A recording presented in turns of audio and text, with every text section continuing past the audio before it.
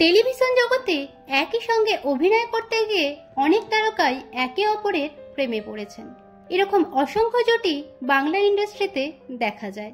বর্তমানে এমনই এক জনপ্রিয় জুটি হলেন শ্রুতি স্বর্ণেন্দু। বাস্তবে 14 বছরের ছোট হয়েও তাদের সম্পর্ক অটুট।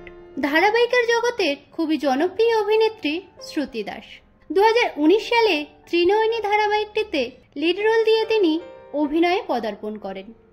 গায়ের রং কালো হওয়ার কারণে কম কটাক্ষের শিকার হতে হয়নি শ্রুতি দাসকে, কিন্তু তিনি তার অভিনয় দক্ষতা দিয়ে দর্শকের মনে খুব কম সময়ের মধ্যেই নিজের জায়গা করে নিতে সক্ষম হন। এরপর দেশের মাটি ধারাবাহিকে তিনি অভিনয় করেন। শেষবার তাকে দেখা যায় রাঙা বউ ধারাবাহিকে অভিনেতা গৌরব রায়চৌধুরীর বিপরীতে। বর্তমানে তিনি বড় পর্দার জগতে পা রেখেছেন। অভিনেত্রী শ্রুতি দাস বাস্তবিক জীবনে বিয়ে করেছেন পরিচালক প্রযোজক স্বর্ণেন্দু সমাদ্দারকে।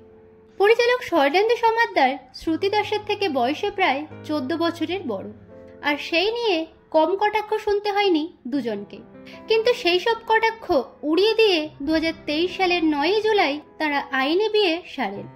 ত্রিনয়নী ধারাবাহিকের সেটে শুরু হয় এই প্রেমের গল্প, যেখানে পরিচালক ও প্রযোজক ছিলেন স্বর্ণেন্দু সমাদ্দার। পরিচালকের কাছে বকা খেতে খেতেই তার প্রেমে পড়েন অভিনেত্রী শ্রুতি দাস।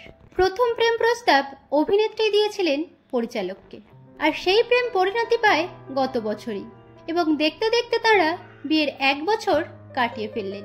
মঙ্গলবার রাতে প্রথম বিবাহ বার্ষিকী উদযাপন করলেন এই জনপ্রিয় জুটি।